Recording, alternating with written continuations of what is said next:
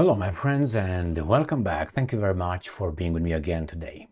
In this video, I will show you how Western propaganda works and how one article is written by someone in a certain media outlet, and then that is taken by many other media outlets, the same article, and is promoted.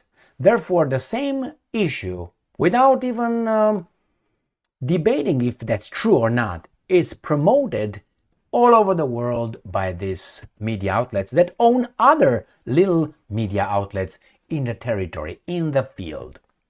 I knew this has been occurring for at least 20 years. I hope you knew that too. So let me show you how a piece of information creates an illusion, I would say a disinformation campaign, not misinformation, disinformation, because they know better. The guys, the people who wrote this article, initiated, they know better, but they are certain that the readers don't know better. And I will share with you an experience I had as an investigator with one person who just became a supervisor in a different department, and I will tell you the story. So let's start with the first article. Associated Press.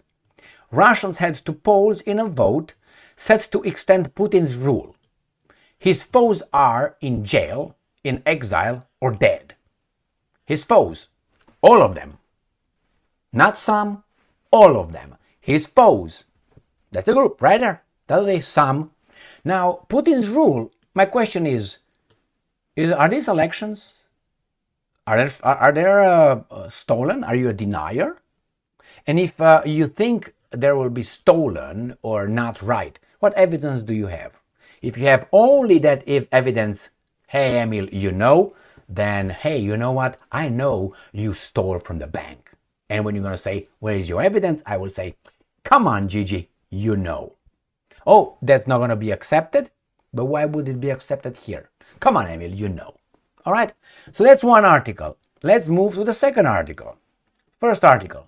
Remember, this is Associated Press. Next one. This comes from ABC News. Russians had to pause in a vote set to extend Putin's rule. His foes are in jail, in exile, or dead. Oh, the same title. Next one. The Atlanta Journal-Constitution. Russians had to pause in a vote set to extend Putin's rule. His foes are in jail, in exile, or dead. So all these people in all three, let's say, whoever reads this, are going to be propagandized that his foes are in jail, in exile, or dead. And I have another article from City News Everywhere, Toronto. Russians had to pause in a vote to extend Putin's rule. His foes are in jail, in exile, or dead.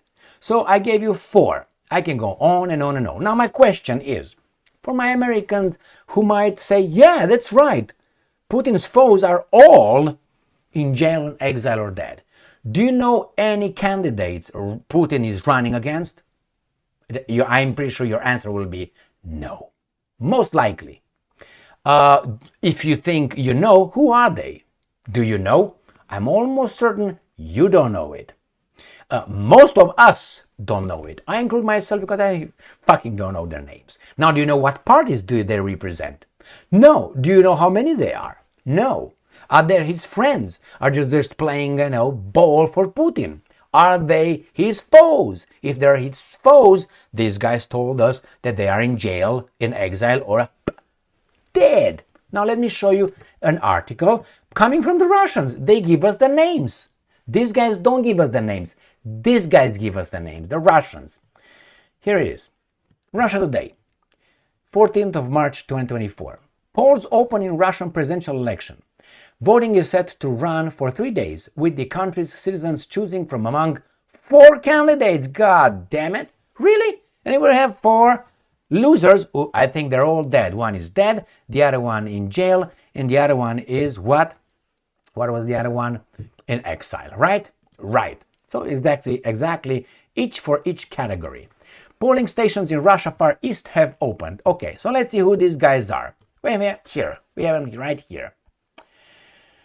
This year, 4 candidates are vying for the top job, which comes with a 6-year term. Incumbent Vladimir Putin, who is running as an independent candidate, is up against the head of the right-wing Liberal Democratic Party, LDPR, Leonid Slutsky, communist candidate Nikolai Karitonov, and Vladislav Davankov, representing the liberal centrist New People. Wow, oy vey, look at those, there are 3 candidates. Now, do you know if these guys are Putin's friends? Now, if you come again with, come on, Emil, they would be dead in exile or in prison, then fuck off. Okay, clearly. Because, these guys are trying to disqualify Trump, have been trying for the past, 3 years at least? And you tell me this is democracy? But those guys that you don't even know any of those 3. Why I say you most likely don't know them? Because I'm pretty involved in this kind of shit, and I've never heard of any of these guys. Never! But I know they have parties, opposition parties. All right, I should not be so excited about this, but I'm pretty sure some of you maybe live in Russia, or maybe, more interested in the issue, know these people. I personally never heard of them. So yes, I'm an ignorant on this one. But I knew there are some candidates. Now, I don't know if they're Putin's buddies, ex-KGB agents like him, or they were not. And I personally don't give a shit. Why? It's not my country. Why do I care? Damn, you know what I mean?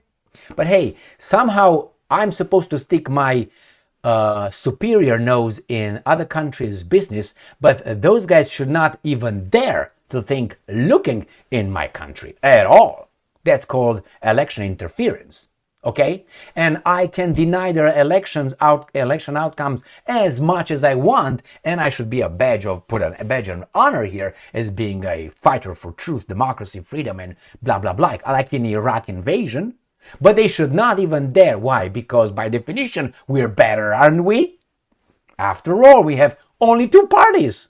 Better than more options. It's like you go to a store and you have 2 pairs of shoes, Lily and Lulu. That's it.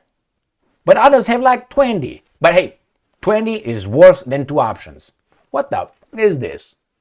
Wake up, my American friends, wake up. I heard this imbecilic argument coming from some Americans, fellow Americans, saying, we always had it that way and it worked just fine. That's a historical fallacy, you dumbass. That's what it is. We always been dumbasses and it worked just fine, so we should continue being dumbasses. That's basically what those guys were saying. So 2, which if you turn it like this, becomes 1, is better than 10. That if you do like this, also becomes 1. All right, my friends, again, I showed you how these guys promote the same garbage. They talk about his foes. His foes are in jail, in exile, or dead. And they give us, Navalny as the opposition, blah, blah, blah.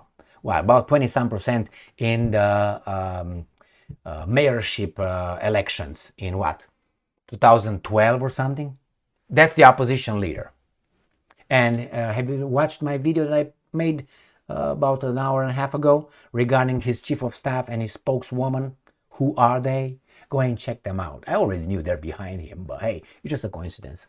Don't even dare to connect any fucking dots. I forbid you. All right, my friends, here it is. Putin runs against these guys. But they say no, they're all done. Thank you very much for being with me again today. Stay strong, stay smart, look for the truth, and be just.